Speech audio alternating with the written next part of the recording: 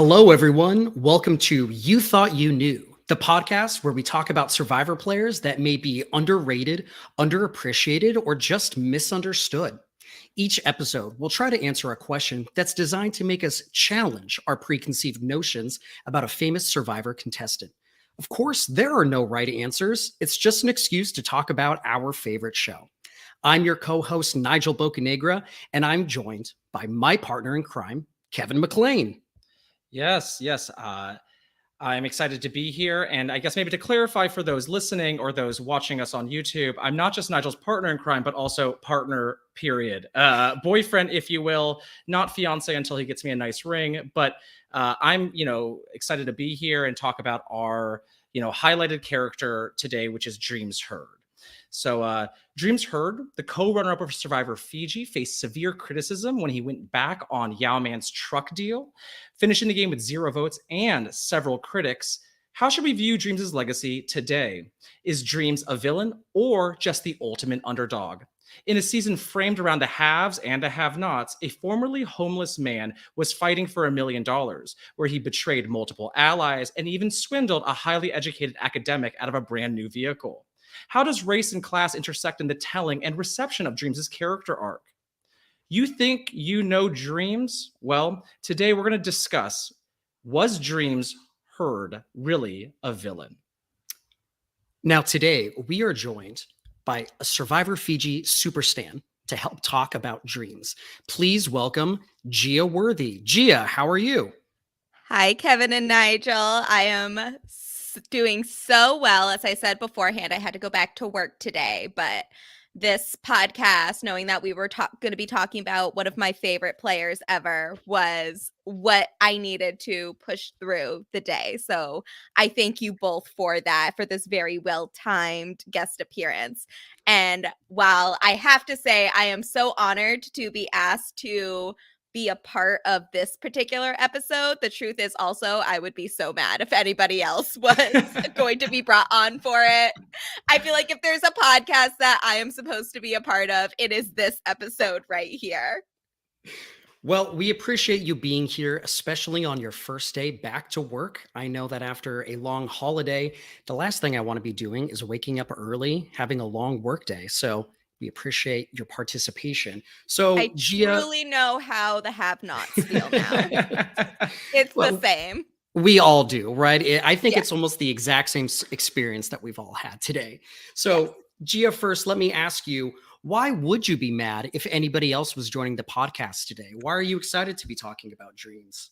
Because I have loved Survivor Fiji since it first aired in 2007. I was 12 years old when it aired. And I think that as a biracial Black woman of color, like growing up and watching Survivor in particular, even though I hated how Cook Islands did like handle the new diversity initiatives that they had for those 2 seasons with like dividing the tribes by race. At the end of the day, I was very excited to have these very diverse tribes. And, I really loved Yule as a winner. So seeing that, going into Fiji, that we were going to have another diverse cast, I was very excited about it.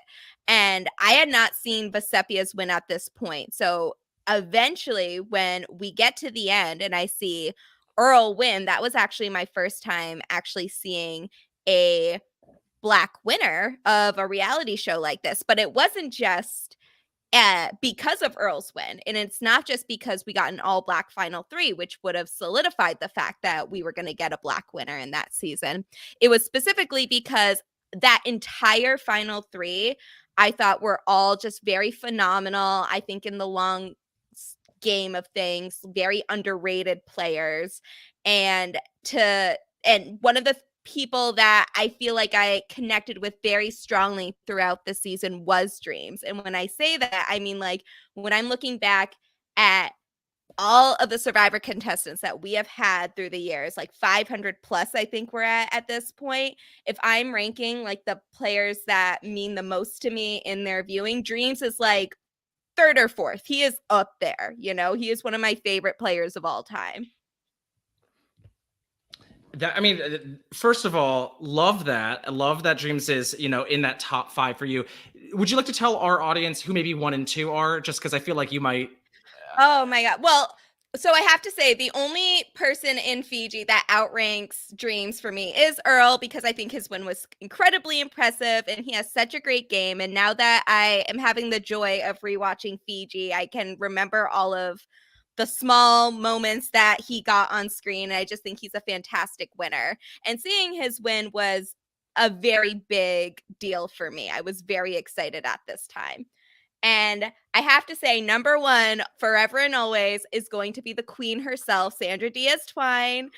I cannot tell you how much it meant to me oh my God, I must have been like, 14, 15 at that time when Sandra would win Heroes versus Villains. And again, another season where I didn't see her initial season first, just because of like when I started watching Survivor in the real time. But I knew she was a winner going in. And then to see a loud, proud woman of color who is so unapologetically herself and did not give in to the Russell Hanses of the world and was still able to not just win, but win for her second time. Honest, like, game changing for me. Truly one of the greatest moments in Survivor history. Definitely the top moment in Survivor history for me. It meant so much to me at that age to see a Sandra come out and win twice. You know, I actually watched Sandra's first 2 seasons in the same order. I started with Heroes versus Villains and then later watched Pearl Islands. And let me tell you, what a joy to get to experience Heroes versus Villains, Sandra, first, to then go to Pearl Islands where you have a lot more content to be seeing, Yes. which is, a really, really fun experience. But Gia, today, as we're talking about Dreamz, trying to ask the question, was he really a villain? I think first we need to figure out what a Survivor villain is. So let me ask you, what do you think makes a Survivor villain? I believe that a Survivor villain, different from a real life villain, is, and there's a spectrum of villains in the show. Some villains I really love, and some villains I strongly dislike. And I think that at the core, if we're like casting a Heroes versus Villains season, and I have to decide where these players are going, villain is someone that is going to put the game and the goal of the game first, even if it means that they are going to betray whomever that they might betray. Like, it doesn't matter if you're their closest ally or they just met you a day ago. If you gotta go, you gotta go. They don't care about what sob story they don't care about, like, what the honorable thing is in the game. Honor, integrity, that excuse will never come out of their mouth. They are there to play the game, and they are there to get their money, as they should. And then I think that there's something to be said about like Survivor villains versus people that have had inexcusable and reprehensible behavior on the show, which are not the villains that I'm talking about right now. I'm talking about the villains that make excellent television. Yeah, the good character villains, right? Like, Yes. in the way that there are characters you hate in scripted shows or you're supposed to dislike, but they help move plot along and they're exciting and they give you things to work with and they challenge our heroes. Like, I love a good villain. I team Slytherin every day of the week, but it's just it's so interesting to think about what makes a hero and what makes a villain, because I would agree with you, I think, on everything that you just said. Villains are strategic, self-interested, and apparently not Candace Cody. If you ask Heroes versus Villains casting, Candace Cody should have been on the Villains tribe, and I mean that in the best way possible. Another robbed queen. Yeah, I think so as well. That Candace is such a good villain too, and that she felt very out of place in the Heroes. And so, it's so interesting that it's like, in my mind, I also say villains don't care about integrity and don't talk about it, at least. And Coach is then on the villains tribe, and it's like, I think he's the hero of his own story, at least. But I get why, villain is also kind of comes down to how the audience receives you and how, the stories are told. So I think there's a lot to explore here. But Nigel, do you think there was anything else about being a villain that we haven't covered?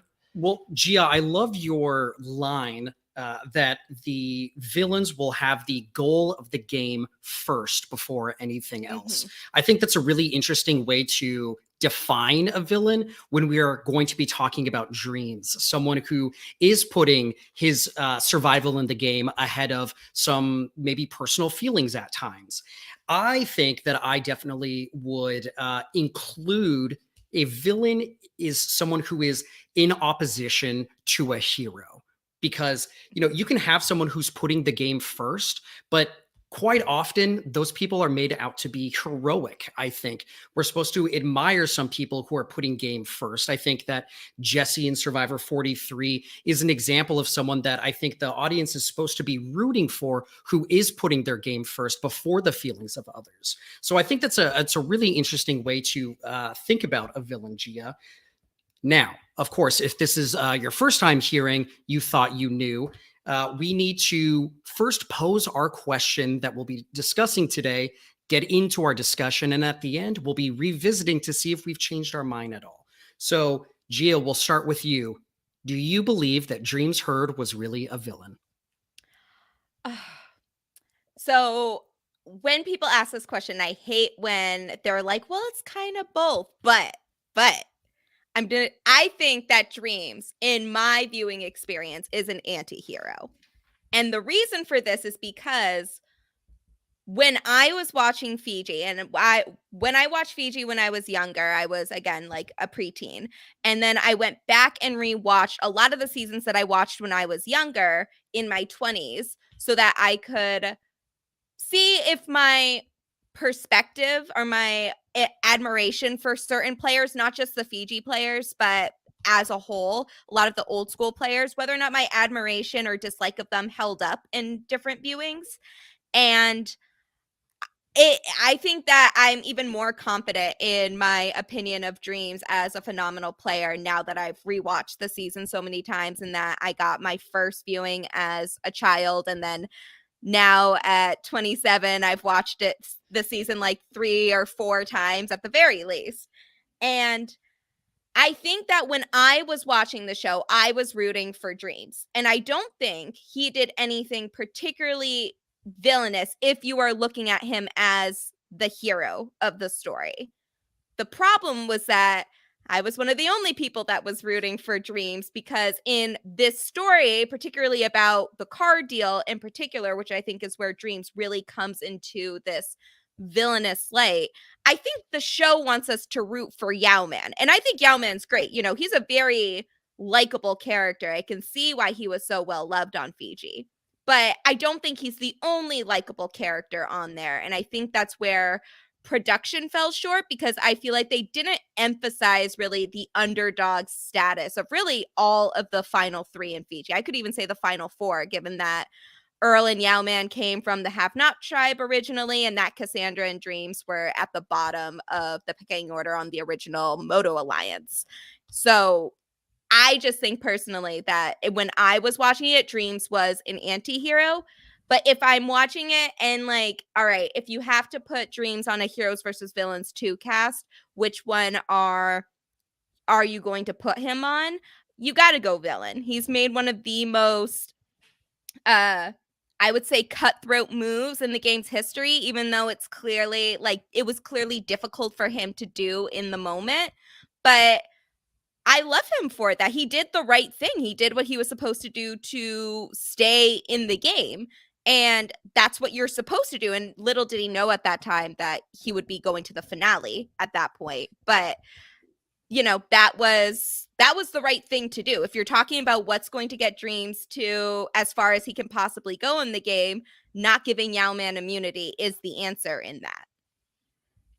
Great points. To answer your question, Nige, will say that Dreamz is a villain, though I don't think he should be vilified, which I think is what maybe happened more often. Yes. And I think when we get further into this episode, we'll talk a bit more about his edit. But as a teaser to that, I don't think the producers wanted Dreamz to be as vilified as the audience received him as. And I think that has a lot to do with the Survivor fan base as well, and the way that certain characters are, received. So, Nigel, do you want to, take this statement here? Is he a villain or not? So I think I need to apologize to Gia in advance because I'm going to say I think it's kind of both. I mean, my my gut reaction is to say no. Dreamz is not a villain because I found myself rooting for him during the season. But I think it's obviously a much more complicated question than that. Just because I was rooting for him does not mean he cannot be a villain, right? So now that we've established some of our opinions, views on whether or not we think that he's a villain, I think we need to start off by giving a little context, maybe for those who have not seen Fiji, of who Dreamz was. So, Kevin, can you give us some of the baseball card facts that you would share about Dreamz for someone who is not familiar? Yes. So, Dreamz Herd, 25 years old, on Survivor Fiji, from Wilmington, North Carolina. Moto tribe from the beginning. So he was on the halves, though he was swapped to Ravu halfway through and had to, really rough it during that period. Some of the facts that I think are important to understanding Dreamz, he is the first co-runner-up along with Cassandra Franklin. He wins only one immunity necklace, though it is the crucial Final Four immunity that lives in infamy. And he was a cheerleading coach and the last victim of the car curse. So I think there's so much to go with Dreamz, and I'm sure we'll delve into that as we continue. So, Gia, as the Survivor Fiji super stan, what are your top favorite moments of Dreamz from this season? Okay, so I'm glad we went over this before because I wrote them down so that they can be concise, because otherwise that would be a whole other podcast. You guys be like, all right, Gia, we get it. You're a Dreamz fan. Yeah. Gia, this is just the season. These are all the moments. Yes. Right? No. All right. So number 5 is when we get there. This is fairly early in the season too, where they do the segment on Moto where the tribe is really, the core 5 in Moto is describing basically how they are a solid group of 5, and that the group of Dreamz, Cassandra, and I think Liliana was still there at that point, but then she's voted out in that episode, so then it's just Dreamz and Cassandra. They're talking about how Dreamz and Cassandra are on the bottom and there's not really anything that they can do about it. And, if they end up losing, then it's clearly going to be Cassandra going home and then Dreamz, and the 5 are going to stick together. And I believe it was Alex that was pointing out that this could be an issue because they need Dreamz and Cassandra to think that they are on their side. And this is kind of brushed over the fact, but, little do they know that Dreamz and Cassandra are fully aware of their position, and they both plan to flip to the other side as soon as they have the opportunity to. And Dreamz is the one that says it in his confessional that, like, as soon as they have the opportunity, they're going to flip to the other side. And this becomes so crucial to the merge phase of Survivor Fiji. It's where we get It's a Turtle, which is one of the best episodes of Survivor of all time. One of the best. I know it's not technically the merge episode, but it kind of is because they did that weird 5 and 5 twist at Final 10. So that was when we really start to see not just Dreamz as the homeless street performer, as they keep or the formerly homeless street performer that they keep giving him the tagline of, but Dreamz is also a very good strategist. He's very self-aware and he knows what he has to do to get to the next stage, and it's not sticking with Moto. So that was in my rewatch of Fiji. One of the big things that stuck out to me about Dreamz was where he was saying that he was going to flip on Moto. My number 4 one is Dreamz and Cassandra planning to blindside Yowman. I love this. I love Dreamz and Cassandra as a duo. I thought that they were such a fun duo together. They're such a rootable duo to me. And the fact that they were so in sync throughout the season just makes me very happy to see that duo. And I feel like if we were in a future season of Fiji, we'd get a little more content of them as the duo that they are. So it was just I was very excited to see that plan come from Dreamz to Cassandra that would pull in Stacy and Boo to vote out Yao Man. So that was a moment that really stuck out to me, and that would have negated the Final Four car deal that ends up coming to fruition here. So that was my number 4 moment. Number 3 is Dreamz playing. Yeah. Gia, before you continue, I just wanted to jump in to say that I also particularly enjoy Dreamz and Cassandra when they have some of these strategic moments together. Something that I noticed in my first watch on Fiji is that Cassandra really does this thing where people will be talking to her and all she's doing is like nodding along or being like, true. And you know, people like Alex seem to have no idea that she's not actually like contributing to the conversation. She's just being there. And to him, he's like, oh, this is going great. This is awesome. And what's fun is that you don't see that happening with her in Dreamz. I think the way that you see that with Cassandra and many of the other people that are out there. Yeah. And I'll No, you go on.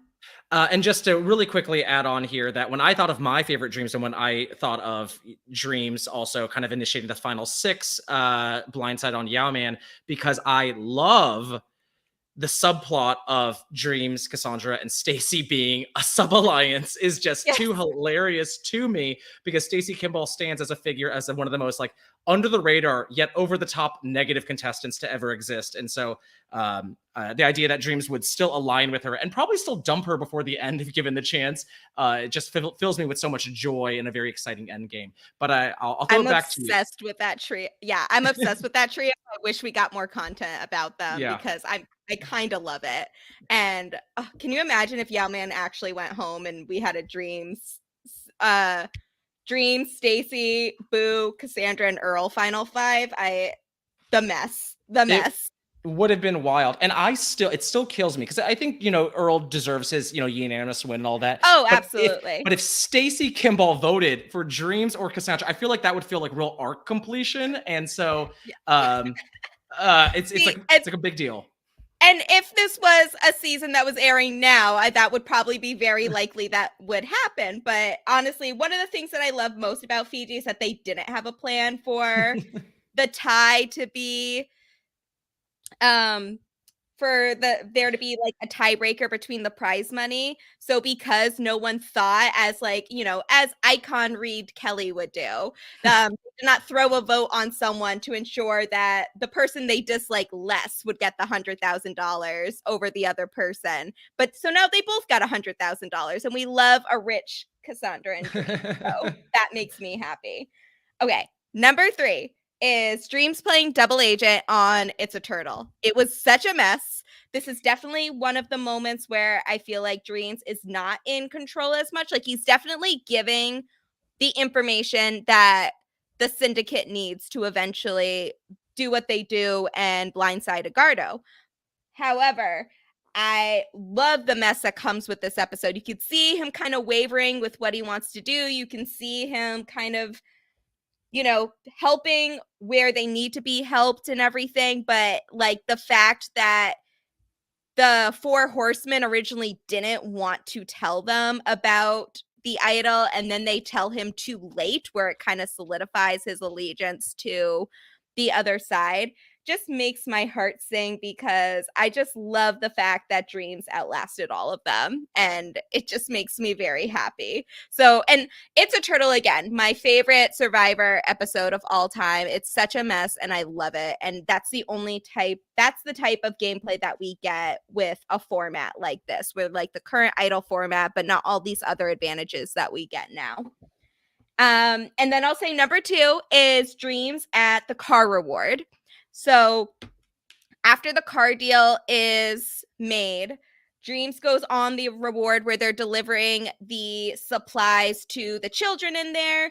And I think one thing about Dreamz that is really undersold about him is that he is very appreciative of this experience, not just with being in the Halves camp, which is like the most elaborate camp in Survivor history, but you could see him really connect at the reward, show a lot of appreciation for the village that comes to get their supplies, and that he enjoyed like being with all the kids and having a meal with them and everything. But then we also get this segment from him about how now that he's had time to sit down and really think about it, he knows that the car deal that Yao Man proposed to him is a ploy to get him out, to ensure that he gets out at Final Four, which is why, once again, this was the right move for him to not move forward with the car deal. So I think that's where we start to, again, that's another moment of Dreamz as a strategist that I really love.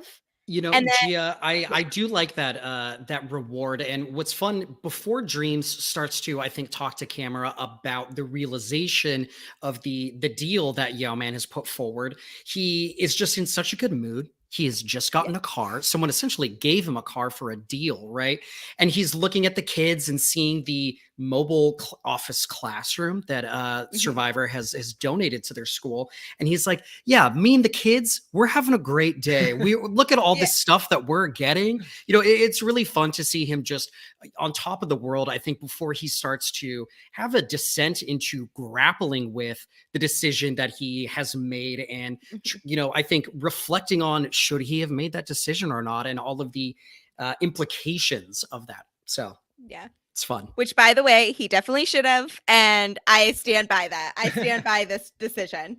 And number one moment of my favorite Dreamz moment of all are the two confessionals we get in episodes 1 and 2. And I know because I watched these episodes very recently, but they are his backstory confessionals where he talks about his experience being homeless, and it's a very layered conversation. So I would say the main takeaways from these confessionals are: we get an idea of his experience being homeless. He reiterates this idea that Survivor, the experience that he has had so far, is a little better than what he has dealt with in his childhood struggling with homelessness, and also the fact that the people that are on his tribe don't know what it's like to truly suffer in some of the ways that Dreamz had struggled as a child and being formerly homeless. And we don't get contestants like Dreamz anymore. And I think some of this, his realization so early in the game about this disconnect and experience between him and his tribe mates in particular, that's where we start to see, you know, like Dreamz outplaying the Moto tribe getting too comfortable in their position, people, you know, leaving him out of the loop and not thinking that's going to have any repercussions for them down the line, and then them being so angry about the fact that Dreamz did outsmart them at the end when we get to that final tribal council. If there's something to really summarize how much I adore Dreamz as a player, it's these first two confessionals about really just what a unique cast member he was.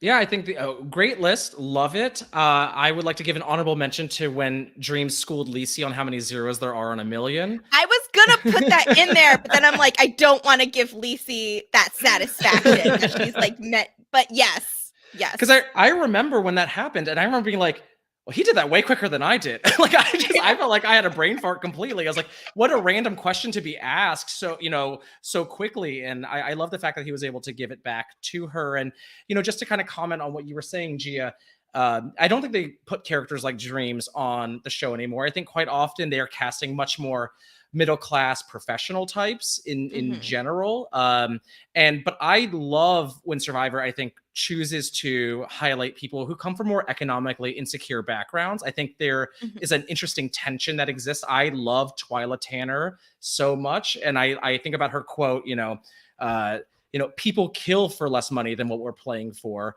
Often I think of Jane Bright, I think also feeling economically insecure. And while I don't always agree with everyone's decisions, I can't help but find myself, interested and fascinated with that tension that exists, because these people are coming in with such different life experiences, and that's what I love about Survivor. So I'm glad you were able to touch on a lot of those.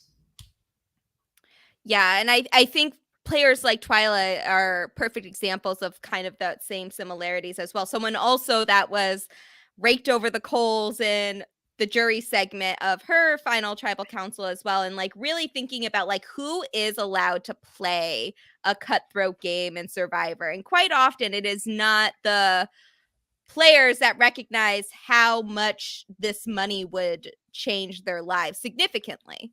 Yeah. And I think there's maybe even a commentary here where, I think working class people, low income people are told all the time, pull yourself up by the bootstraps. And so when given an opportunity for $1 million and they're really fighting for it, I think there are a lot of fans out there and a lot of the contestants on the island that kind of wish that they just took it as it is and kind of lied down. And they're very upset that, working class people would want to better their lives and the lives of their family and friends and community. So I think there's so much here.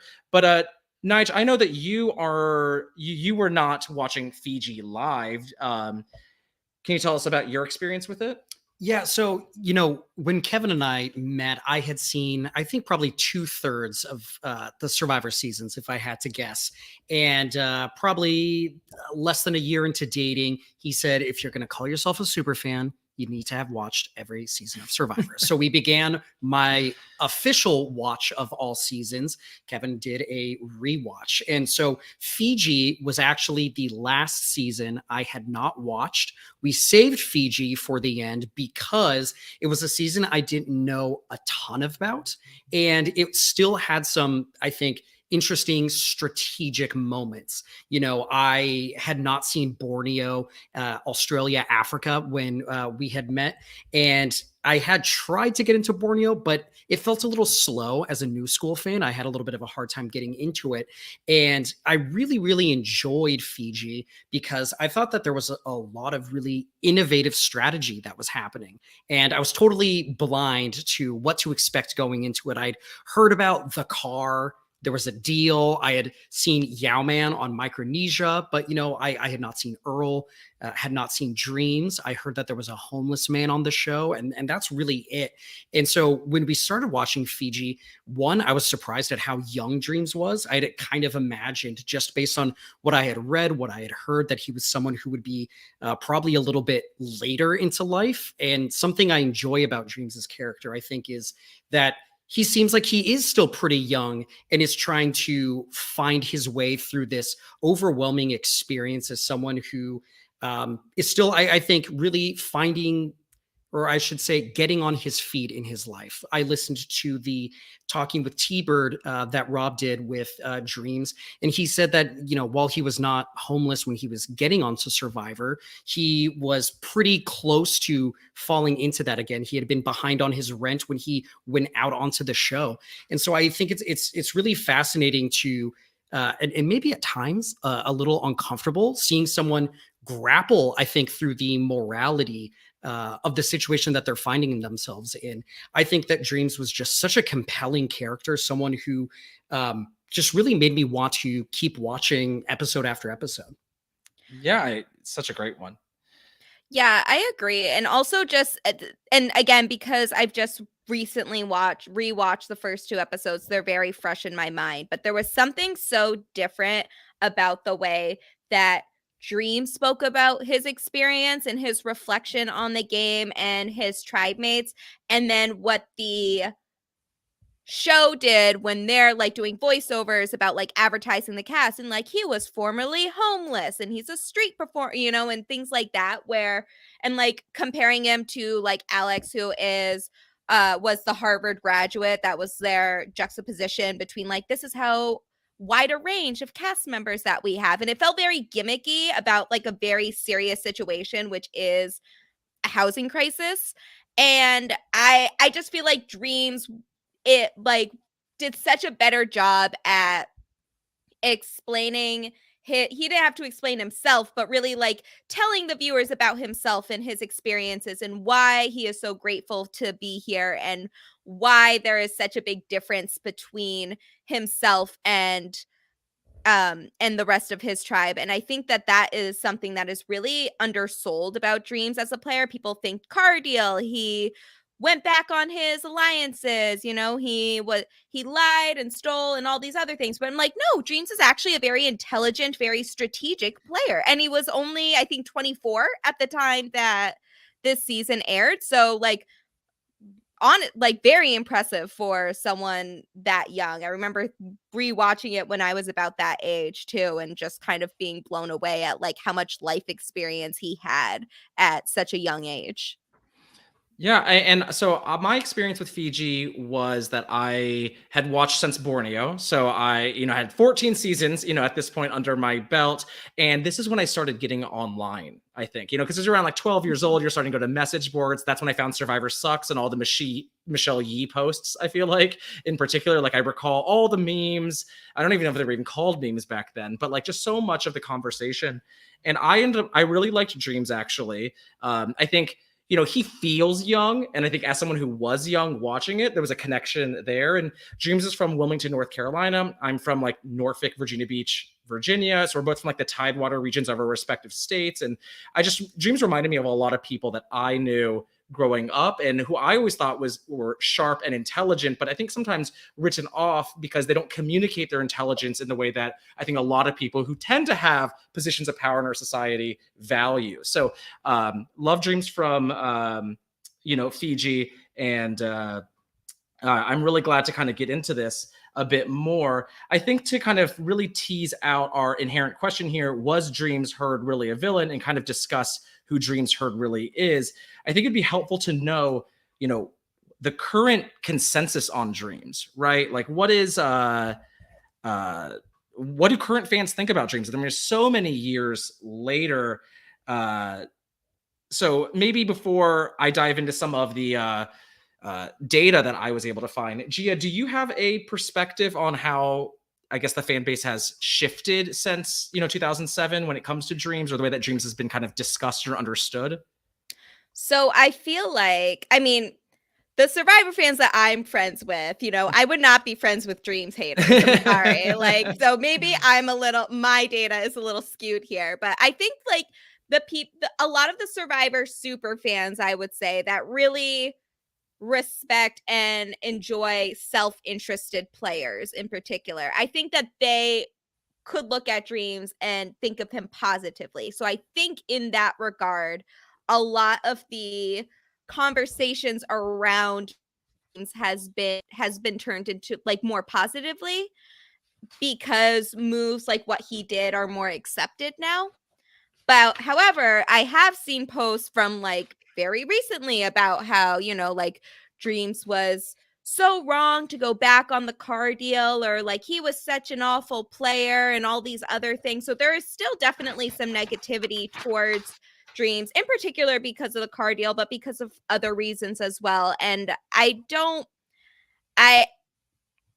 just strikes me as like the type of fans that think only certain people are allowed to play a cutthroat game. Like, at what point do players of certain races or statuses, social statuses, economic statuses, gender, and like a whole bunch of other conversations in there, when are they allowed to play self-interested games? And I think this is a conversation that we see resurged again with Survivor 43 backlash happening in some of the fandom spheres of like, when do players of color get revered and when do they just receive backlash because they go against your favorite? And I think that's very unfortunate that we still see players of color in particular. And I think this could also be extended to queer players as well, and people from other backgrounds that are more easily vilified than some of their counterparts, some of their competition in the show.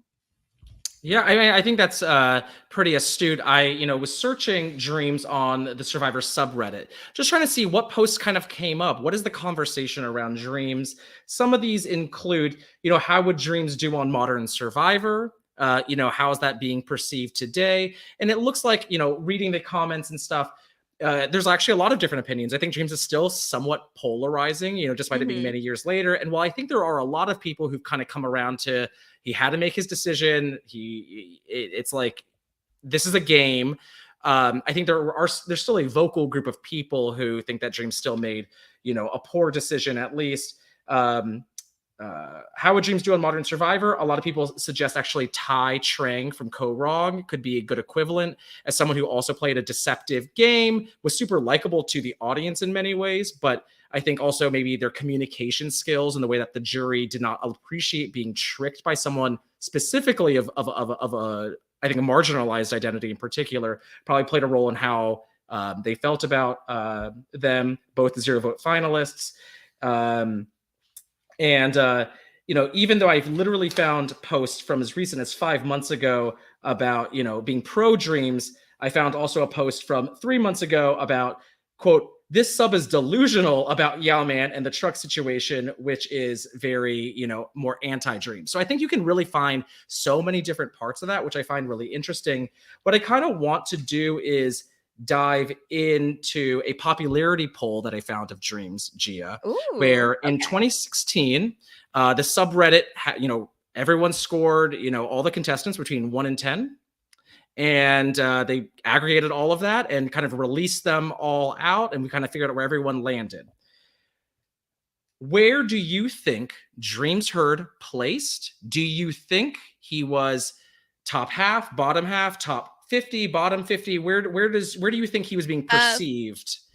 Top half of like all the contestants that that have ever played, yes. Okay. Through like co-wrong. Like co-wrong, so 2016. Okay. Yeah. So I feel like,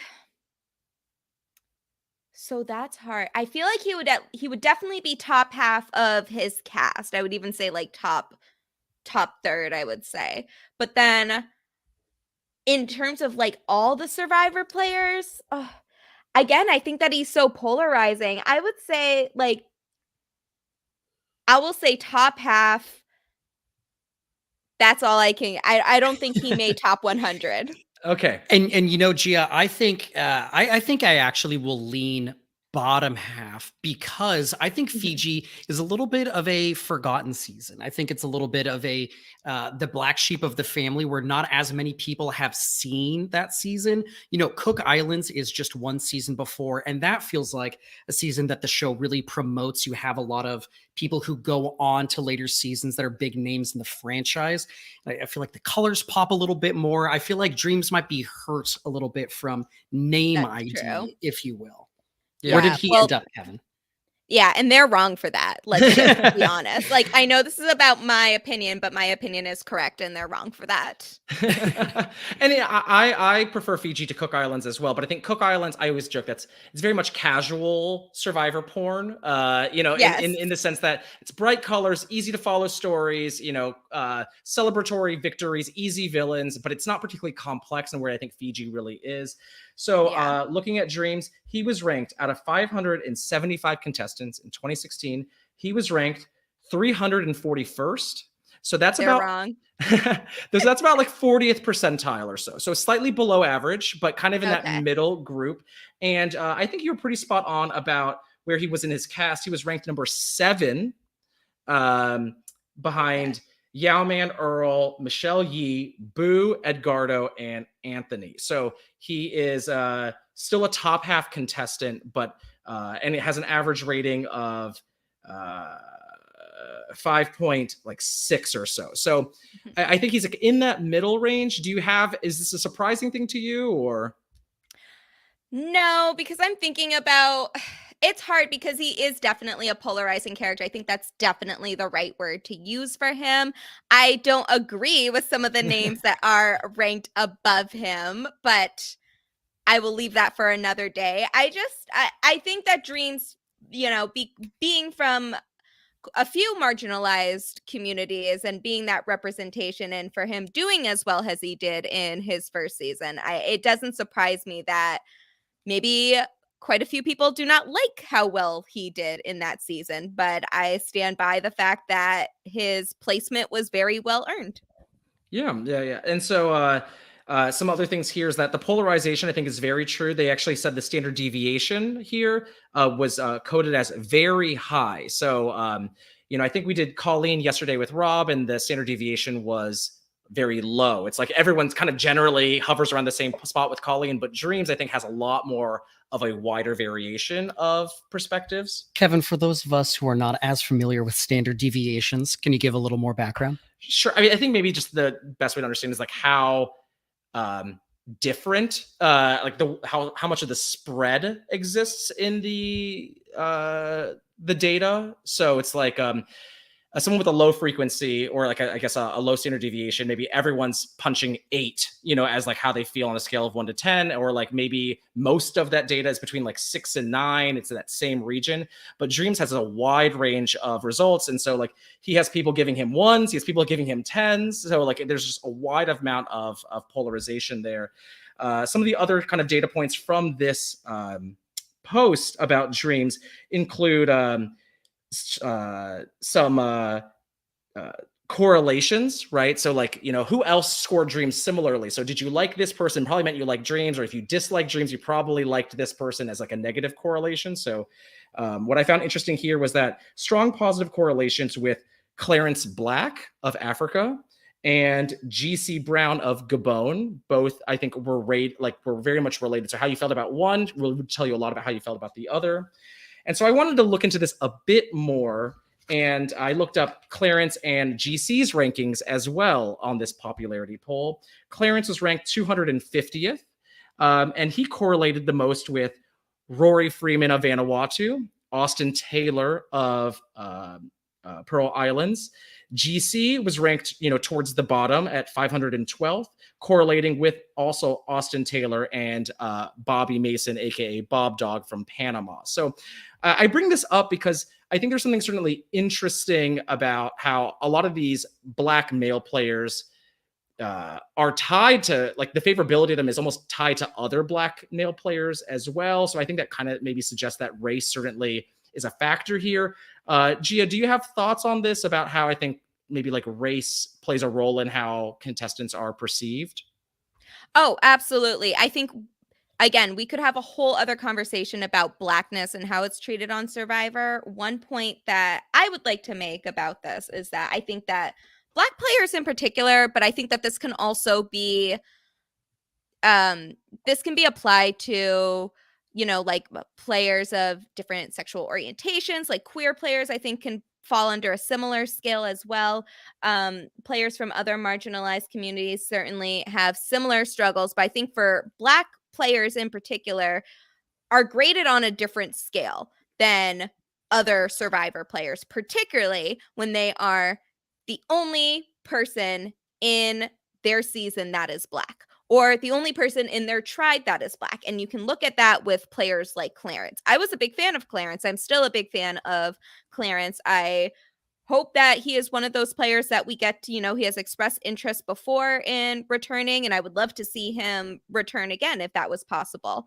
So I think that with players like that, it's the politics of respectability come into play here. And what I mean is that, like, they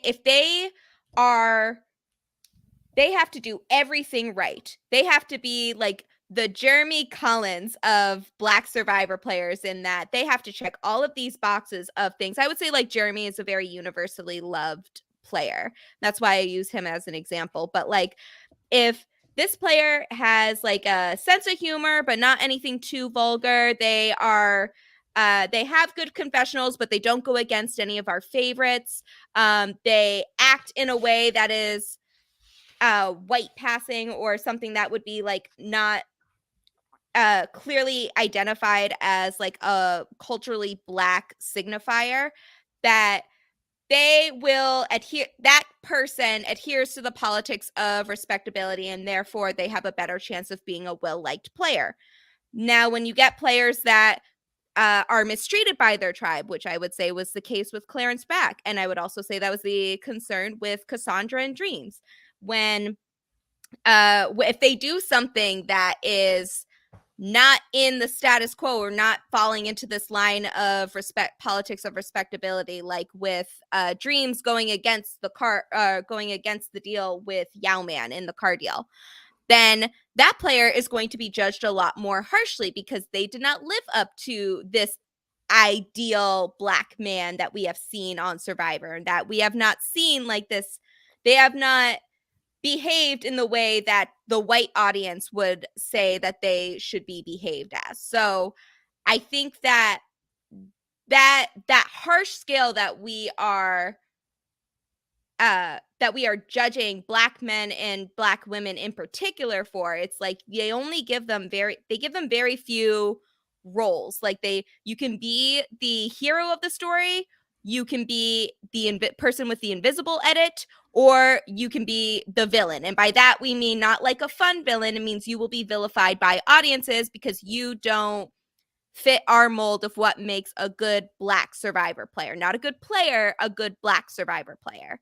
So seeing Dreamz compared to players like that does not surprise me at all. And I don't mean to like simplify the journey of Jeremy Collins when I say that, or like use him as an example or anything like that. Just and he had his own trials and tribulations going through his season as well. But I think it's like, I think that there's something to really be said about how Black men and women are portrayed in Survivor and their reception overall, particularly when they don't fit this mold that I think a lot of audiences want them to fit. And I don't think that's fair to Black players either. Yeah, I think that, you really hit the nail on the head. And I'm sure there are people who are listening who, maybe we're not prepared for so much conversation about race. But I think, as a show that is dedicated about the perceptions of contestants, the receptions of them by the fan base, it's really hard not to, disconnect how race plays a role in that. What I also wanted to say was that on this popularity poll, it also suggested what demographics tended to rate someone higher. So some things I wanted to point out here was that Dreamz' most favorable demographic were people who started watching Samoa and afterwards. So people who were not watching at the time. I think that probably tells you a lot about, how he was being perceived really in the moment versus people who came to the show later. And his least favorable demographic, which I thought was the most interesting here, was non-Caucasians, non-whites. And I thought this was, I remember being very shaken almost, because it didn't really compute with my understanding of how people are perceived. So I dug a little further actually, and I don't know how many people participated in this poll. I don't know what the distribution was, but I was able to find a census of 2016 of this Survivor subreddit. And on that subreddit, it talked about, the number of people who responded, and the subreddit of non-white people is only about 19%. So about 1 in 5 are non-white on this subreddit that took this census. Clearly the people who also participate in this popularity poll could be different. Maybe there's more, maybe there's less. And of the subreddit fans, only about 1.3% identified as Black.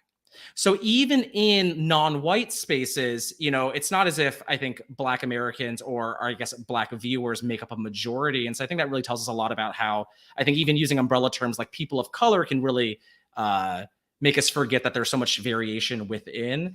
And it seems that, like, if I had to imagine here, it is non-white but also non-Black viewers who tended to be the most critical of Dreamz. And I'm sure that has to do with also Yao Man being a very popular contestant, especially with like Asian American fans. Nigel, I don't know if you had a reaction to any of that.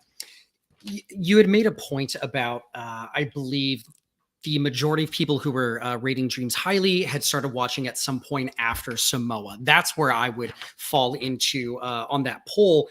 And I think it's interesting because, again, when I watched Fiji, I had a very high opinion on Dreamz. I found him to be really compelling and someone that I was rooting for, even though I knew he would not end up winning.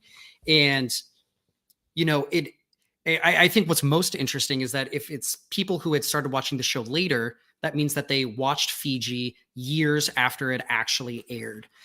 Think about the fact that Cook Islands and Fiji are the two most diverse casts of Survivor until we hit season 41, right? There was a decision to increase the diversity, and then there was a decision to decrease the diversity for quite a long time.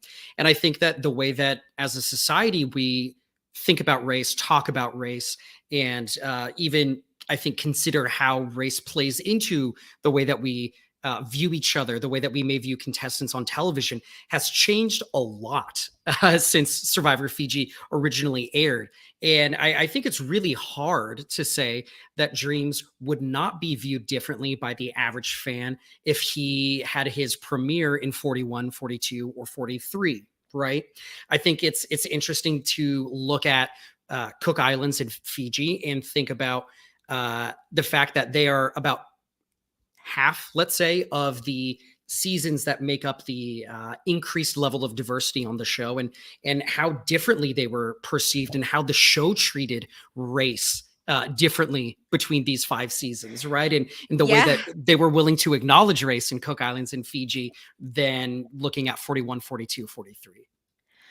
Yeah. And and I'm really glad, Kevin, that you brought up the statistics about like how Dreamz was perceived, not just amongst white audience, like white versus POC audiences, but just like non-Black audiences in general. And I'm sure there are also Black fans that probably didn't receive Dreamz's edit as well as I did. But I that kind of perfectly encapsulates like this issue of anti-Blackness in reality TV, particularly in games like Survivor, where you are encouraged to be self-interested, but in reality, like, who can be self-interested is the bigger question. And I think that, you know, Dreamz falls into this category where he did everything, maybe not everything, but he did a lot correct to get himself to the end. Like, in that goal, he succeeded. And I don't really think he did anything particularly villainous when you're looking at like the grand scheme of things, in terms of like, did he do anything particularly backhanded? Did he betray some people? Yes. Did he go back on a deal? Yes. But how many other people have done the same thing in Survivor? And, you know, so I don't think when we're comparing, you know, 40 plus seasons of the show that Dreamz did anything particularly worse than a lot of these other players that we have.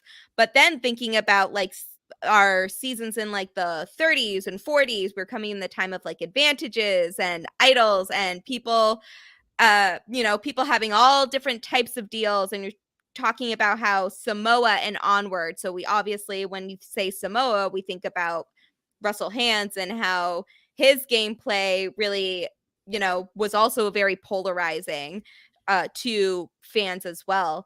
And I think that his gameplay would, I think that his gameplay would be received better, but I think there still would be a lot of controversy. And I think in part of that is because when we look at seasons like Cook Islands, when we look at seasons like Fiji, they talked about race, but in a very surface level way. Like in Cook Islands, the tribes were divided by race. So we have to talk about race a little bit. But a lot of the conversations that we get in Fiji in the final edit are, we learned that, you know, we're connecting with people on our own tribes, but also there's like so much we can learn from everybody else here. And that was like, we're just like a big melting pot. And then that was kind of as deep of conversations as we went in a lot of these areas in the final edit of Cook Islands.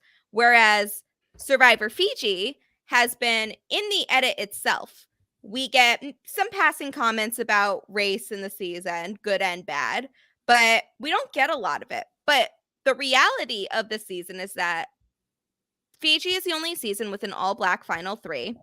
There was an all-Black alliance that formed on Fiji and was incredibly successful from what we can see in the final product, but they never talk about it because they didn't want to highlight the fact that we had all of these Black players outwit, outlast, outplay everyone else there. And that's not just Dreamz. That's also Earl, Cassandra, Anthony, Erica, you know, like this is a collective and it's never brought up, but it was definitely relevant in the season. And you know that because of what we hear in press afterwards. We have had Earl, Anthony, Dreamz, we've had them all like make comments about this after the fact. Yeah, I think it's a great point to acknowledge. And I think definitely the conversation about race, especially in media at that time, is very different than today. I think we should be noted that, you know, Sure Fiji's 2007. So, Yeah. you know, this is before Barack Obama is elected as the first Black president of the US. And I think even if you look at his speeches at that time, there was definitely a promotion of like kind of color blindness as the way to get people to see him as a viable candidate. So it's like I think even today, where I think to be explicitly talking about an all-black alliance is still very controversial, I think it was even more controversial back at that time, at least in the eyes of like producers and many of the gatekeepers in the fan base. So I know we've covered a little bit about how he's perceived today, but I think maybe we could go a little bit about how he was perceived then. I, did some searching, some internet sleuthing, try to find some articles about Dreamz to kind of get a better idea. I was just like you, Gia, young. I still had dial-up internet for that at that time. So I wanted to kind of just see what I saw. And so I found an article from 2007, May 14th. So around the end of the game. This is after the finale. And the title of this today.com article is Dreamz' decision stirs Survivor fans. In it, they, I guess, linked to like the MSN .com like message boards, and kind of linked all of these reactions fans were having. Quite often they were very negative to Dreamz.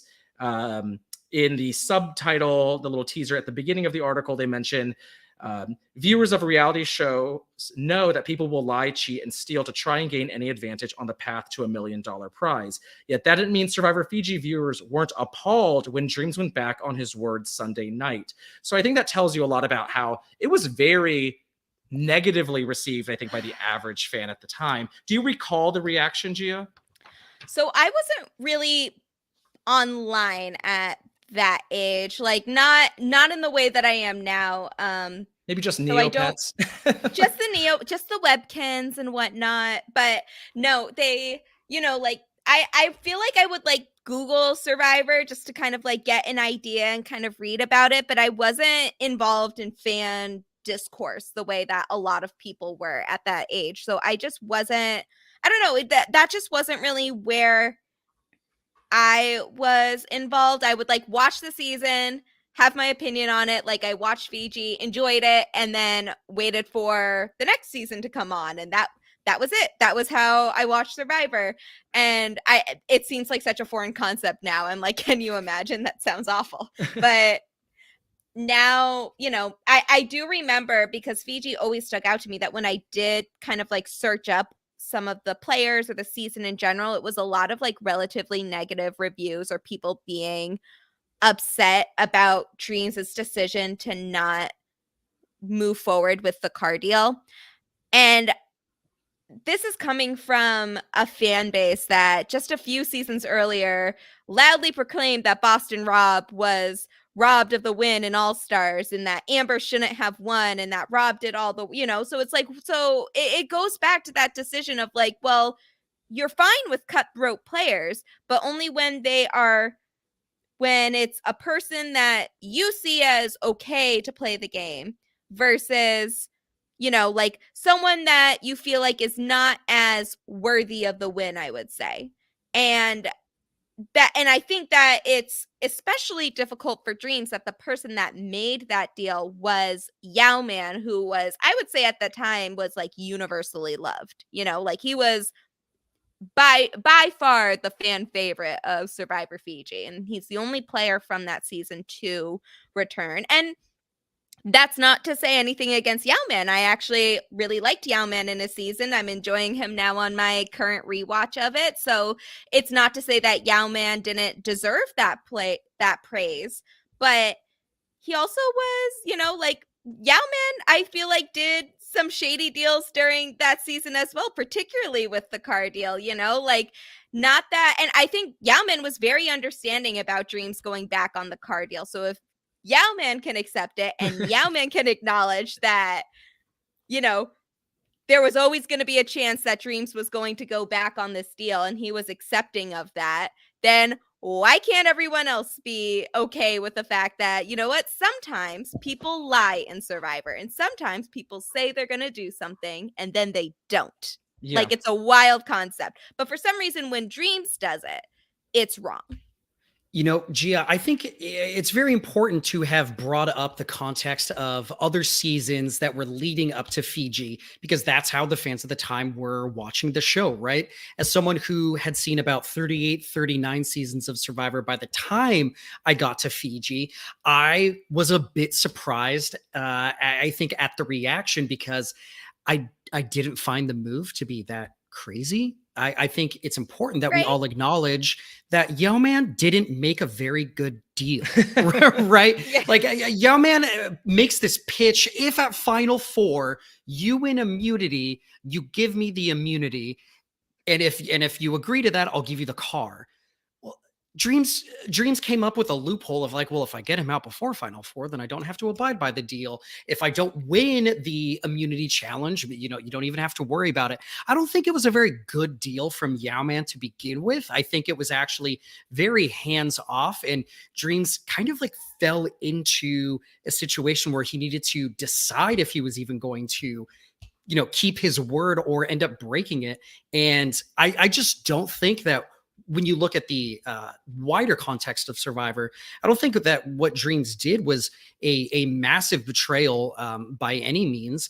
But, you know, if you're watching chronologically, if you're going season by season, I'm sure that it did have a bigger impact at that time. Would you agree, Kev? Yeah, I think it's, if you're watching at the time, and I mean, some people were casual fans, you know, still like, you know, just barely understanding how alliances were working at that point. And a lot of people were watching for challenges. I mean, people still watch just for challenges, actually. And why? It's the same challenge every time now. I know. It's like, how many times can you balance a ball on a disc? It's just. But it is like, for a lot of people, I think a lot of people watch Big Brother, like how the casual fan base differs from the internet, and then what part of the internet you go into. And that's kind of when I brought up the subreddit information. It's that like, you know, there are certain gatekeepers who kind of are in control of the conversation, in control of the discourse. And then those people tend to come from backgrounds that may not be the most favorable to Dreamz. And I'm not going to say that these people are explicitly hating Dreamz because of his race or anything like that. But I think certainly there is a, you know, you're drawn to specific people you can relate to. I think Gia is a great example of that, with why she's connected to Fiji. And I just think for the average Survivor fan, their life experience is not similar to Dreamz at all. And so like, it is really hard for them to put themselves in those shoes. And I like what Gia said earlier about how if Yao-Man can forgive him, then I don't know what the problem everyone else has. And I think, you know, maybe some things are truly enduring, because people on the internet getting mad on someone else's behalf has yet to end. It is still something. Oh my God. I think even most recently we have like players like James from this past season from Survivor 43. And James talked about how Earl winning was such a big, left a big impression on him. And I think that's awesome. And I was so happy that we got another Fiji fan on this cast. But James' likability in terms of fandom discourse, I was always a fan of Dreamz. Okay, I mean, I was always a fan of James. Okay, I was ahead of the game, not to brag, but I was.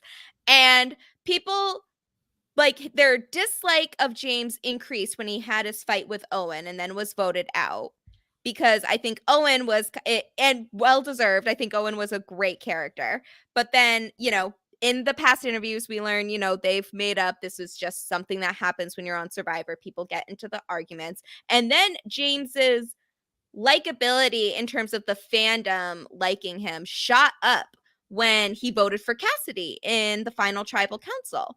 And I don't think there's anything particular in the game that James did either that was particularly villainous. I think he was trying to play a game. I think he did a really great job, particularly in the pre-merge. And, you know, good players get voted out all the time.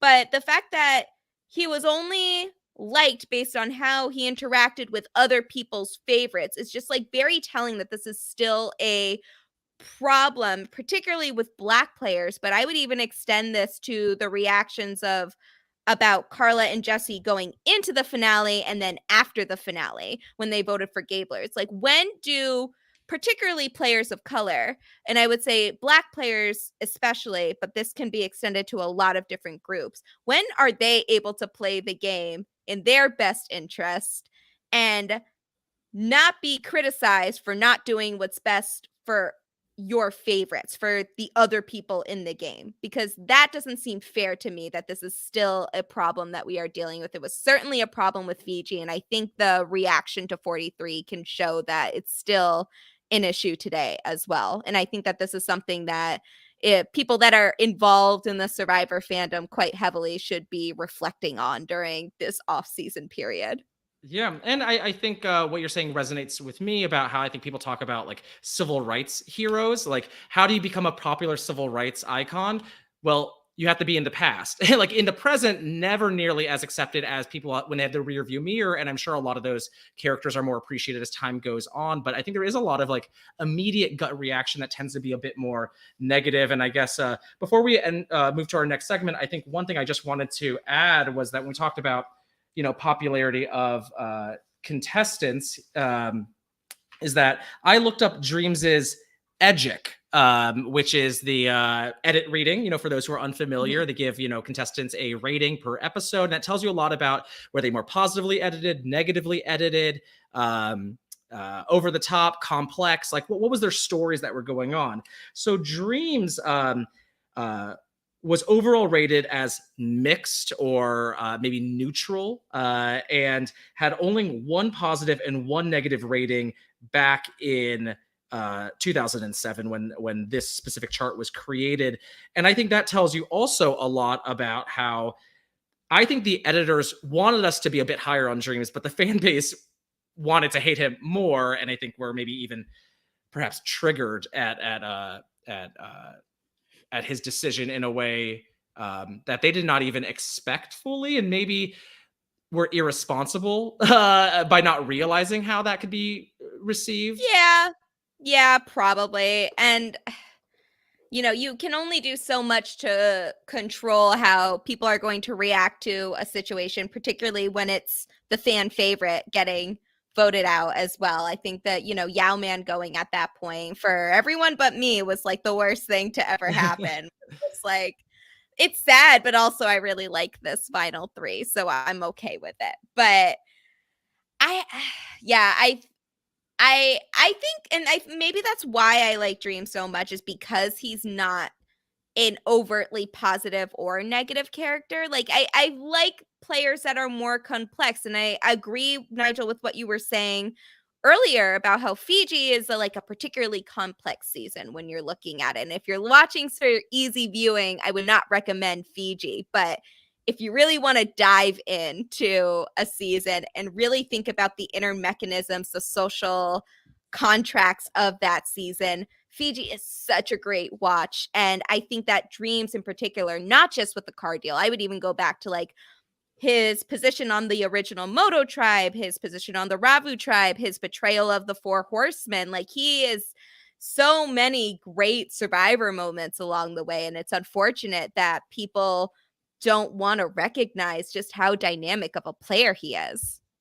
Gia, you make, I think, a really great point to bring up his betrayal of the Four Horsemen, because in the It's a Turtle episode, I believe, is when he decides he is turning his back on the Four Horsemen and going with the majority alliance that makes it to the end game. We've talked about a lot of the critique of Dreamz, but it seems like almost all of it is tied to his deal with Yao Man that he breaks. Mm-hmm.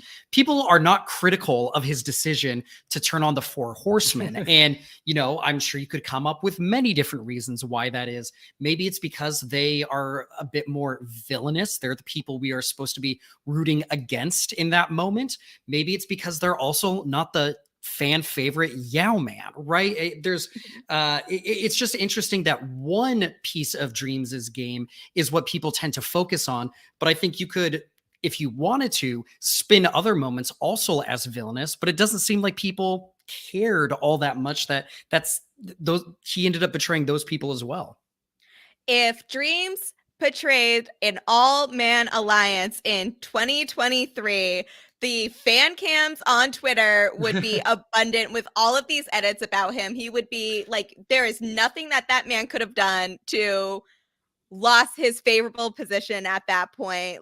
Everyone would be singing from the high heaven. So you can't tell me that Dreamz is just this awful person and that he, you know, he shouldn't have betrayed Yama. He's always been, and I think this is probably the reason why he was never going to win Fiji, because he betrayed a lot of people on the season, and in a time where you know, having juries that are rather angry about being betrayed are a lot more common. So I think that Dreamz was in a tough position from the very beginning just because of who he was and who he was playing with. But I feel like one of the biggest injustices they do to Dreamz games is just that we're not looking at his game as a whole. We talk about his game as, oh, he, you know, he made it to Final 3 and he betrayed Yao-Man at Final 4, even though he would have gotten voted out had he honored that deal anyway. So it's really not like, you know, it's like, it's a very, very like minute moment of a much longer game where like the betrayal of the Four Horsemen, the tribe swaps, the All Black Alliance, those are things that are kind of pushed under the rug of the grander scheme of things. And that's really unfortunate.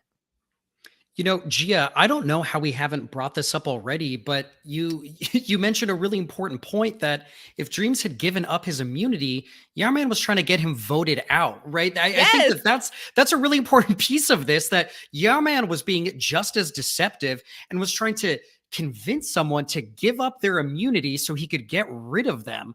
You know, should we look at the person who does not give into that as the villain, as the bad guy there? I don't think so. Two seasons later, Eric Reichenbach gives up his immunity, and people to this day never let him forget it. He'll probably be tagged in this episode in the comments somewhere. That poor man.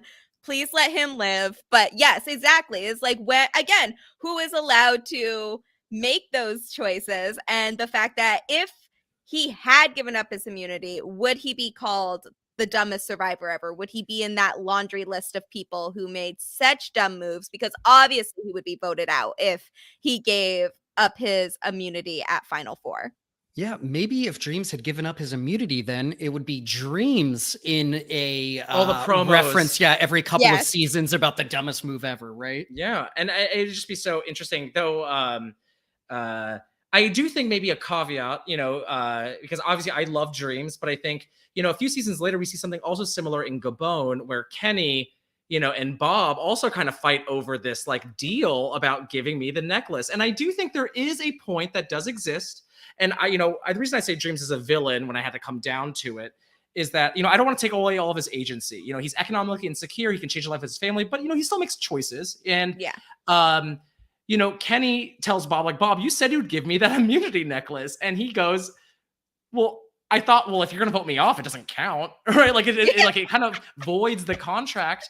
And I think, you know, it's so interesting how that same reasoning is not being applied to Dreamz, or, you know, Bob won fan favorite. Russell betrayed all these people and was fan favorite twice, you know? So I think it is really different. But even in those moments, I do think maybe where Dreamz kind of gets himself into trouble a bit, at least, is that, you know, he kind of makes the deal real by like trying to circumvent the deal at Final 6 and getting rid of Yao-Man. You kind of speak it into existence that it's like, if you're trying to find a loophole, then you believe that there's a contract.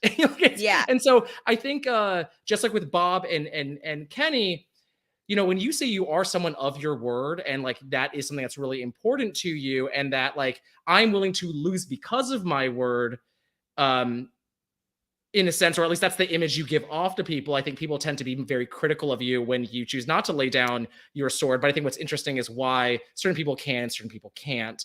I think we need to head into kind of evaluating Dreamz' legacy as a whole, though. So, you know, I think that we should absolutely do that. But if you are both willing to make a quick detour, I have been inspired for a potential twist to add to a future season. Are you guys interested in hearing it? Is it yes, please. Everyone gets, instead of fire tokens, you get trucks. The Oprah Idol. Everyone gets a truck. The Oprah Idol. That's perfect. So I'm obsessed. I don't think this is as exciting as an Oprah Idol, but hear me out. Taking inspiration from, you know, Dreamz being aware that he could be voted out if he gives up immunity. The fact that Bob, you know, realized if I give up my immunity, Kenny's going to try to get me out of here. what if you can win a reward and you get to go visit the survivor lawyer? So you tell them about all of the deals that you've made, and they spend a little time talking with you about potential loopholes that you can use to get out of said deal. And you're like, hey, my lawyer cleared this. They said that that's not a violation. What do you both think? I'm obsessed, but the survivor lawyer has to be Cochran, returning once again for no reason to offer advice to whoever wins that reward. Yes, I think that would actually be really fun, but it's like almost like what you get on wish.com. It's like, I want Cochran, but Alex Angarita is going to show up instead. Yes. No, wait.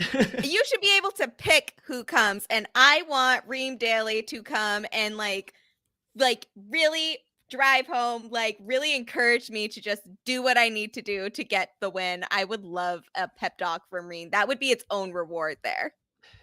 Dude, he's totally trying to screw you. This is a bad deal. Don't take the deal. Dude. Or Natalie Cole. Natalie Cole, another. I want a pre-merge legend of my choice to come be my survivor lawyer. And Natalie can begin that session by saying, Angelina wanted my jacket, but actually, if you had looked at the deal we had made. Yes. It's mine, so I kept it. As you should. As you should, Natalie. So, I think we've talked so much about Dreamz. I mean, there's just so many pieces. I hope people like this. There's just so many different angles to cover here.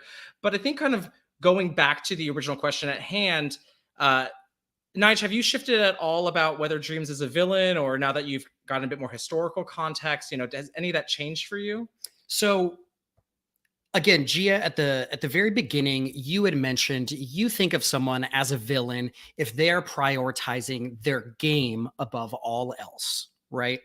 I think in thinking about Dreamz' experience out there, I'm falling back to the point that I made, that a villain is supposed to be someone who is there in opposition to a hero. That is part of what makes them a villain.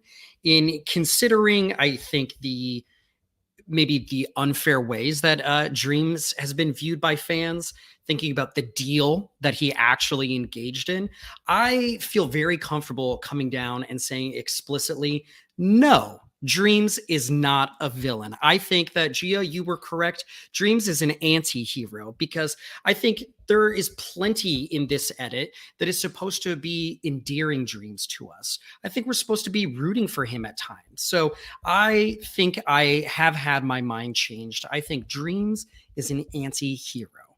Kevin, what do you think? I'll still come down and I'll say that Dreamz is a villain, because he does make this choice, right? And it is a explosive choice. And I think maybe what I care more about is the conversation about why wasn't Dreamz on Heroes versus Villains to begin with? Just because, to me, I know Tyson, who is very popular still to this day and was a big villain in recent history at that point, is that Dreamz' moment is so much bigger. They almost bill all the promotion of that season around the truck deal. I mean, they're like, in one castaway will make the, one of the most, difficult decisions ever. And it's like, you're telling us this in episode 1, and this is at the very end of the episode. Like, we're building to this moment. And he, cuts the fan favorite. If Danielle DiLorenzo is a villain for cutting out Terry, then I think Dreamz should be a villain for cutting out Yao-Man. And I'm okay with him being a villain because I think it'd be really incredible. However, through our conversation, I feel like I am now at peace with Dreamz not being on Heroes versus Villains.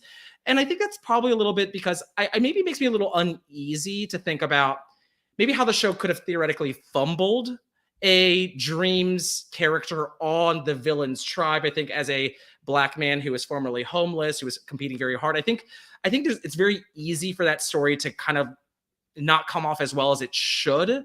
And, Heroes versus Villains is like a perfect season in many people's eyes, so maybe we don't need to change it. But I would love for Dreamz to really have a chance to return, and I hope we get to just see more Dreamz in general. But I think he is a villain. I think he's a good, fun villain, and he's like a hero turn to being a villain, but doesn't really want it. Feels very, I don't know, sci-fi. I really don't know much about Star Wars, but it feels like one of the characters there could be like a Dreamz insert. So, Gio, what are your final thoughts on Dreamz and whether he's a villain or not?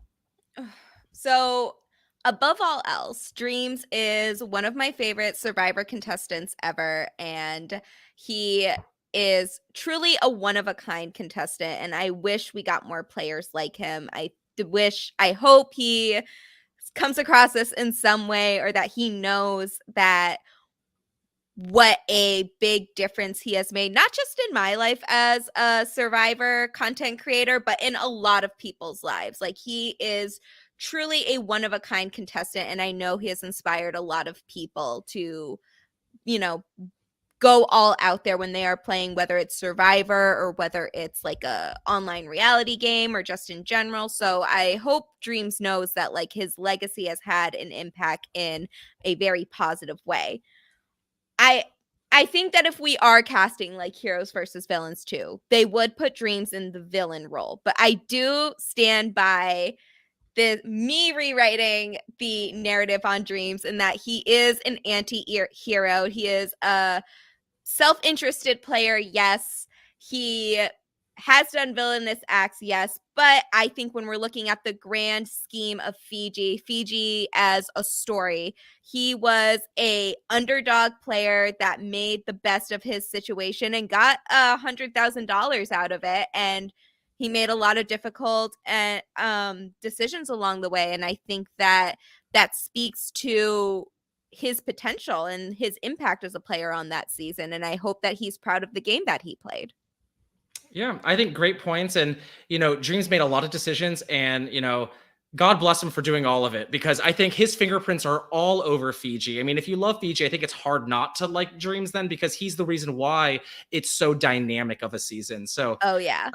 I think Dreamz should be more revered in general, and I think more appreciated because, sure, his game could be messy at times. I think he's smarter than people give him credit for. But he's just such an integral part to the show. And I think it's unfortunate that, because there's so many Survivor seasons, new school fans, people who come in post 40, I've seen people ask on Twitter with the Netflix era, what season should I watch? What do I do? And Fiji quite often is going to be skipped because there's only one returnee, and that returnee does not have a very flashy return. And so, when you're trying to condense all that time down, Fiji might be at the bottom of a lot of people's lists, but I think it really, I think Fiji just offers so much. And I think if you can watch it with someone in particular, this is one thing I always tell people, and I'm glad, I have a partner who loves Survivor as much as I do, is that Fiji gives you so much to chew on, so much to discuss, so much to reflect on. And the Dreamz experience is one of those. So I'm really glad we were able to do all of this today. And, Gia, I think you make a really good point about, I think, the importance of Dreamz on the show. I can't really think of anybody else on Survivor who the part of at least the story behind them is that they were homeless at one point in their lives, right? Over 500 something people have played this game. And we can really think of one person and think about how many people in our country have experienced homelessness at one point in their life, right? I think if you're kind of looking at a demographic point of view, that they are certainly underrepresented on this show. So I think it is really important that Dreamz is someone that people can look to as someone who has gone through a similar, very difficult experience, that has been able to achieve a dream that many of us, hope that someday we could theoretically try to have, right? And, I think it's also important to remember, if Candace Cody can be a hero, I think that Dreamz can be a hero on Heroes versus Villains too. Just saying. Dreamz for Heroes versus Villains 2 petition. Get it started now. Random person on internet, like, we need to make it happen. And he can definitely be a hero. No one will agree with me on this, but yes, absolutely. Yeah. Well, what about anti-heroes versus villains? Versus Anti-heroes healers versus hustlers. Anti-villains. Yes. I love it. I would watch that. I hope they do bring back some theme seasons. I made fun of all the really ridiculous themes they had in the 30s. Like, no collar is not a thing, but also, like, I miss those crazy theme seasons now. Yeah, I think that, this seems to always happen as a super fan of Survivor. We'll find something that we don't like about the show. We'll complain about it. They'll make a change, and we're like, I don't know. maybe let's revisit this decision. I know, except Final Four fire making. Get rid of it. I'll never miss it. Well, Gia, thank you so much for joining us today to talk about whether or not Dreamz was truly a villain. Any final thoughts on Dreamz? I feel like I said so much already, and this will probably be very repetitive, but I think that Dreamz Herd is an underappreciated, underrepresented, and often unjustly vilified character on Survivor. And I think that if you give Fiji the season a chance, you can see that not only was he undeserving of being vilified for the decisions he made in the game, but he was actually a very dynamic player, much smarter than the contestants gave him credit for. And I think that in a rewatch, you just learn to appreciate him and what a unique player he was even more. So I hope people can listen to this podcast and be inspired to not just rewatch Fiji, but have a new appreciation for Dreamz Herd as a Survivor player, because he is someone that will always be near and dear to my heart, as will the other Black contestants on Survivor Fiji. I have a very high level of appreciation for them, and I can't thank them enough for what they accomplished during that season. Well said, Gia. Again, thanks for joining us. I think that for everyone listening at home, today, if you're listening when this podcast dropped, I think today is Monday, January 9th. Gia, do you have anything coming up that you want to tell people about? Oh my God, so much stuff. So I am on the off season for quite a few things now that we are in the hiatus period of Survivor. So on Silent Podcast, I do the regular coverage for Survivor on my podcast. I don't know about that. So keep an eye out for around March when those come back. But for now, during the off season, I have a little project of my own that very closely aligns with what we're doing here. And that is that we are doing an episode by episode, almost spoiler free rewatch of Survivor Fiji. So the podcast is called Fiji Forever. It is almost spoiler free, but the only thing is we are correcting the biggest wrong in Fiji, and that is that they did not talk about the All Black Alliance. So we acknowledge that there's an All Black Alliance. We are not spoiling anybody's placements or anything like that. But if you want to watch along and listen to the episodes, please look up Fiji Forever. It is on the Silent Podcast Network. It is such a fun project. If you want to learn to appreciate Dreamz as much as I do and all of the other great characters on Survivor Fiji, that is the podcast to listen to. I'm very excited for the guests that we have lined up so far and the guests that we will get in the future. And around this time, Abbott Elementary will be back. So very soon afterwards, on post-show recaps, Chappelle and I will be doing our bi-weekly recaps of every 2 episodes of Abbott Elementary. So keep an eye out for that. I would love to get renewed for another season. So give us 5 stars, talk about how funny and charming and wonderful we are and knowledgeable and whatever nice adjectives you can come up with. And also watch Abbott Elementary because it's such a good show. And finally, you can follow me on Twitter and actually all of my social media handles now at Classically Gia for all of my TV shenanigans. And since this is a Survivor podcast, please, please, please follow the Survivor Diversity campaign at Serve Diversity. That's at SURV Diversity. Thanks, Gia. Thank you for all the plugs. And yes, I will also second that. Abbott Elementary, great show that everyone should be watching. I will third. I don't know if that's the right phrase to use, but I will third that notion. We will say it's the correct phrase because I can't think of anything better. Well, here on You Thought You Knew, we only have 5 episodes, in January that we're doing. Yesterday, we recorded with Rob Sesternino himself on Colleen Haskell.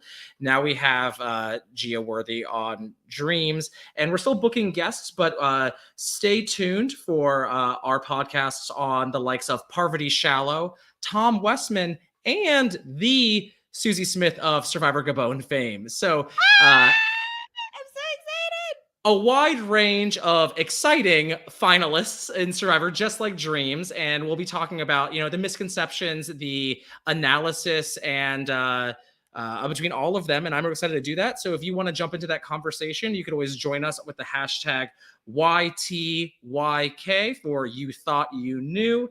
If you want to follow me on Twitter, I'm at Asian Narc, which is short for my Instagram handle at Asian Narcissist. Nigel, where can people find you? You can find me on Twitter at Nigel Speed. Well, this is all we have here on Dreamz Herd. You thought you knew him. Well, I think Gia definitely does at this point, and I'm so happy to have had everyone here on the panel. Thank you so much, and good night. Bye. Bye.